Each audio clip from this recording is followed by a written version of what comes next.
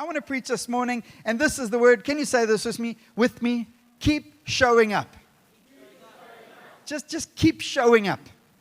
It's an important word. It's a word that I remember a coach of mine who backed me. I remember clearly. I was always the smallest in the team. I know some of you are astounded by that. It's the truth. I was literally tiny. I was the second shortest kid in grade 8 out of 220 kids. And again, I've told you the other guy's name, Paul Sishi. Very small. Very small. And as I navigate life, coaches played an important role in my life. Because I love the idea of playing sport. I love getting stuck in. But every year, rugby trials at a rugby school, line up biggest to smallest. And I remember one coach getting involved in my life, and he saw something on me, started to back. He said, just keep showing up. Just keep showing up. And I want to tell you that today, and I don't have hours and hours to do it, but I want to give you courage, and I want to call you in these weird times. But I'm telling you, when I look at the Bible, the most weird times were also the most wonderful times because God revealed His glory in spectacular, spectacular ways. And in these times, things are weird, and they are different, and they're not what we planned for 2020. But I'm going to keep showing up. Because of the King of Glory, His purposes, His plans at these times. And for many, I know, emotions are frayed and financial plans are challenged, and game plans that you had for the year and the decade seem like scattered puzzle pieces across the table. You're going, I could never put that together again. I want to tell you this morning, keep showing up because there's power there. I want to read from Luke chapter 8 about a lady who, although she'd had 12 years of pain, 12 years of hemorrhaging and bleeding for 12 years of being ostracized from community, 12 years of being declared unclean, 12 years of brokenness, 12 years of no breakthroughs in seeking medical assistance of this earth, 12 years of shattered dreams, emotions, desires. She encountered Jesus. And you know what she decided to do when Jesus came to town? She decided to show up. It goes like this, Luke chapter 8. Now when Jesus returned, a crowd welcomed Him, for they were all expecting Him. He was the healer. He was seeing miracles, and the crowd started to gather and push in around Him. It's not a place that someone who is ostracized and kicked out of community, because in those days and in the laws of the days when a lady was in a menstrual cycle, she would be pushed out of community for 7 days. Those were interesting times. But this lady had been hemorrhaging for 12 years. You will stay out of community. For 12 years, you won't be in the crowd. Verse 41, then a man named Jairus, a synagogue leader, came and fell at Jesus' feet, pleading with Him to come to his house, because his only daughter, a girl of about 12, was dying. As Jesus was on His way, presumably to Jairus' house, to that big story of a 12-year-old passing away, the crowds almost crushed Him. And a woman who was there, who had been subject to bleeding for 12 years, but no one could heal her. She came up behind Him and touched the edge of His cloak, and immediately her bleeding stopped. Who touched me? Jesus asked. When they all denied it, Peter said, Master, the people are crowding and pressing against you. But Jesus said, someone touched me. I know that power has gone out from me. Then the woman, seeing that she could not go unnoticed, came trembling and fell at His feet. In the presence of all the people, she told why she had touched Him and how she had been instantly healed. Then He said to her, daughter, your faith has healed you. Go in peace. In most translations and the different retellings in the different Gospels, this is how we know this lady. We don't know her name. We just know her as the lady, the woman with an issue of blood. She was known by her issue. She wasn't known by her name. She wasn't known by the possibilities on her life, the potential in her story. She was known by her issue. You know what the challenge of this year is? Issues have come to the surface. We haven't been able to keep things. Where there were financial pressures, they've come to the surface quite quickly. where there were emotional pressures in marriages and personal health issues. They've come to the surface, and people's issues are closer to the surface. This lady's issue was very much her entry point of her life. I am the lady with an issue of blood. I am ostracized from community. It's a radical position to be in, but nothing stopped her. So my point number one is the title of my preach, Keep Showing Up. It says this, and a woman who was there who had been subject to bleeding for 12 years, but no one could heal her. Been reading the accounts of commentators about the story, saying, could I find her name? There's no more details. But the one thing that all the medical advisors who speak about the story said, this woman would have struggled with something called anemia all of her life, every single day. Now, years ago, I went to the doctor and I said, I want my tonsils out. And a little ear, nose, and throat specialist about this big said, it's dangerous, you shouldn't do it. But these things were ginormous. They were like soccer balls in the back of my throat. They were making me sick every time I traveled, and my voice was part of what I did. And so I went to another specialist. Don't do that. Who allowed me to get my tonsils out. And it all went fine, and I was feeling hundreds. And the next day, I thought, well, I'm feeling 100%. There's a funeral on. I love people. I'm going to be there. I went to a funeral until I coughed slightly. And then realized this wasn't just a normal cough. And so I escaped the funeral, proceeded to the bathroom, and sorry for the details, but blood poured out of me, filling a lot of blood. 7 or 8 pints of blood got put back into me. But they didn't put blood, they put fresh frozen plasma. As you can tell, I'm not a doctor, I just remember the details. And the amazing thing is they saved my life and all those things, all good things. The only thing is that blood that they put inside of me had no properties of blood. So I was instantly and immediately horribly anemic. And I'd never felt this in my life before. I couldn't get off the couch.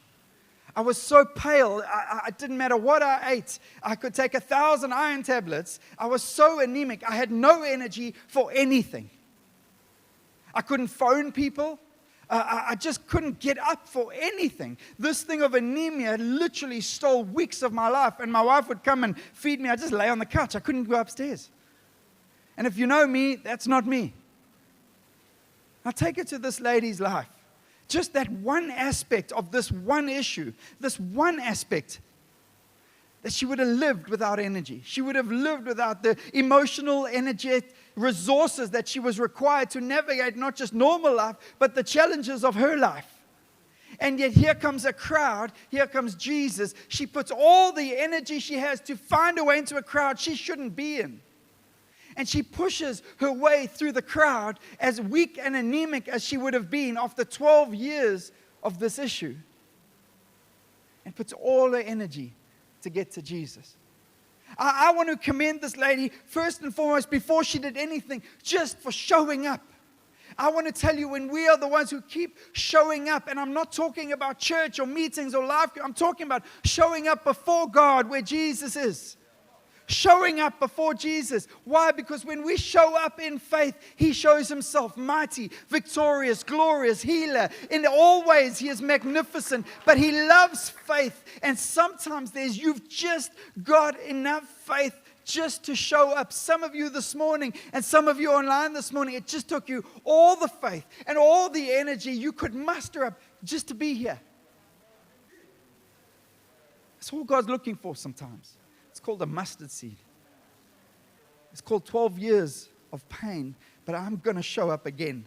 See, I've shown up at dogs. See, I've done this journey with my wife for 3 years. We went to doctor after doctor and specialist after specialist and neurosurgeon and this surgeon and orthopedic surgeon and neurologist and chiropractor and specialist chiropractor and physiotherapist. And every room you walk in, you go, I don't want to go again. They don't have answers. And I'm not pulling down the medical field at all. I love what God does and uses in the medical field. But sometimes there's just a journey you go on that no one has answers. And you feel like your resources are gone. And it takes every bit of energy inside of you just to show up. And some of you are feeling anemic right now because you've been hemorrhaging finances. You've been hemorrhaging dreams. Your relationships have been hemorrhaging. And circumstances and situations are at play, but you are hemorrhaging and no one has answers. As your pastor, as a friend, and as someone who had to do it time and time again. I remember Sundays when my wife didn't sleep all night and there was pain in the house. Now I've got to go preach a gospel of faith. And I'd stand in worship sometimes and say, God, all I got today was to show up. You have to show up. But I know every time He is faithful. And she knew something. She knew something. See, she could have had excuses. It's been 12 years. This is just my story. I'm the woman with an issue of blood. That's my tag. That's my badge in life. And I'm going to get really good at telling my issue story. Maybe it's against the rules. The rules say I shouldn't be there. The rules say anyone who touches me becomes unclean and needs to go through a cleansing process. That's what the rules say. What about everything that is possible has been tried? Why would I try anything else? What about shame or self-awareness? What about others need it more? Jairus' daughter is 12 years old. She's dying. I'm not dying. I've just got an issue. Jesus, you go to her. No. See, we've said it time and time again, and it's part of the foundations of this church, that a church without the broken is a broken church. And if you're broken, I'm going to ask you to just keep showing up. I don't have your answer, but He does. And He is glorious. Anemic and no powerful life, just show up. Feeling broken and nothing can clean you, just show up. Feel like the back of the queue and not good enough to receive anything good, just show up. Feel like you're losing and you've been losing for a long time, just show up. Point number 2, keep reaching out. It says in verse 44, shows what's on my mind. In verse 44, she came up behind him and touched the edge of his cloak, and immediately her bleeding stopped. I mean, she doesn't just show up. She pushes away and she reaches out just to touch the edge of his cloak. I want to tell you, you want to go a journey of healing. You want to move away from the guy with the issue of, the marriage with the issue of, the lady with the issue of. You want to change that. Well, show up and then reach out to God. Reach out. See, what's the crowd? The crowd's just another excuse. If He's God, He'll know I'm here. Surely. If He's God, I've done enough just getting here, just being here. Zacchaeus climbed the tree. Maybe I should have tried what he tried. And God says, no, I didn't have that for you. I want you to go through the crowd. Through every excuse and every challenge. See, David knew this. And David challenged. And David in Psalm 13 is in the lowest point of his life. He's in a cave with disgruntled, in debt, disheartened, just disillusioned warriors. He's like, how did I get here? I thought I was going to be the king. And he writes this Psalm 13. How long, Lord, will you forget me forever? How long will you hide your face from me? How long must I wrestle my thoughts and day after day have sorrow in my heart? How long will my enemy triumph over me? You think the Bible's not honest? That's an honest cry. Look on me and answer. Lord, my God, give light to my eyes, or I will sleep in death, and my enemy will say, I have overcome him, and my foes will rejoice when I fall. But, can you say that? But I will trust in your unfailing love. My heart rejoices in your salvation. I will sing the Lord's praise, for He has been good to me. He's reaching out from a cave. He's in the belly of a cave with disgruntled, in-debt dudes everywhere. And he's reaching out. He says, God, but I will trust you. But I will hold on. But thank you for your salvation. But you have been good to me all of my days. Why would I doubt you now? Why would I stop? And point number 3, God always sees. Verse 45, who touched me? Jesus asked. When they all denied it, Peter said, Master, the people are crowding and pressing against you. But Jesus said, someone touched me. Not a crowd, someone. I know that power has gone out from me. Then the woman said, not the woman with the issue of blood. Why? Because she didn't have that issue anymore. Just the woman. Seeing that she could not go unnoticed, came trembling and fell at his feet in the presence of all the people. She told why she had touched him and how she had been instantly healed. Ladies, let me tell you, Jesus seemed to have a way of noticing women who sometimes felt like they might have been in obscurity. Peter's mother-in-law is just in the house with a fever. Jesus takes time and he walks in, and we told in 3 Gospels he walks in and heals her. Jairus' daughter, a 12-year-old little girl, no name, just she's dying.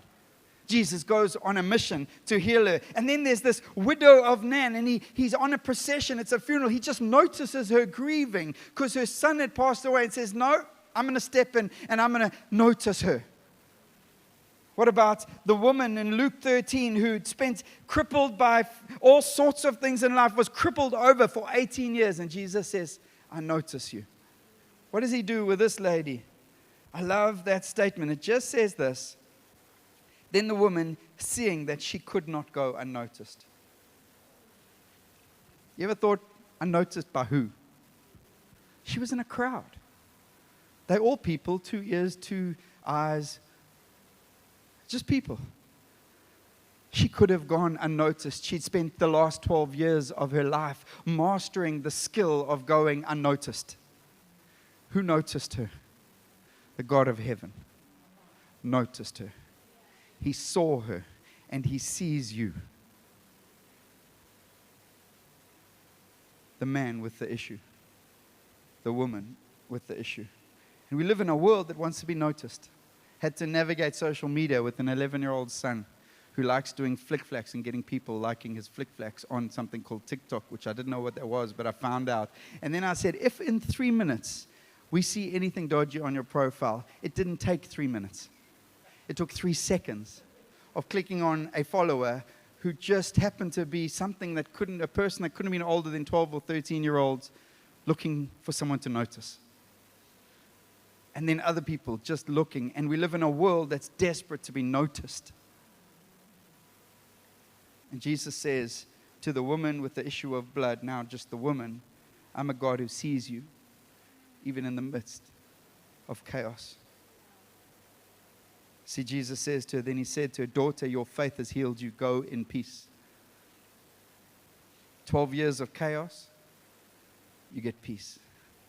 12 years of being overlooked, you get peace. 12 years of obscurity, you get peace. 12 years of sickness, you get peace. 12 years of shame, you get peace. 12 years of never feeling good enough, you get peace. Why? Because he notices you. And so my encouragement today is simple. When I read the Bible, I say, God, what's my part here? What are you asking of me? And I'm telling you, as your pastor, he's calling me to keep showing up, to keep reaching out, and to keep knowing that he sees me, and he sees you, and he notices. And maybe you've become, in life or even in lockdown, the man with the issue, the woman with the issue. Just become the son and daughter of the living God and allow the King of Heaven to bring peace.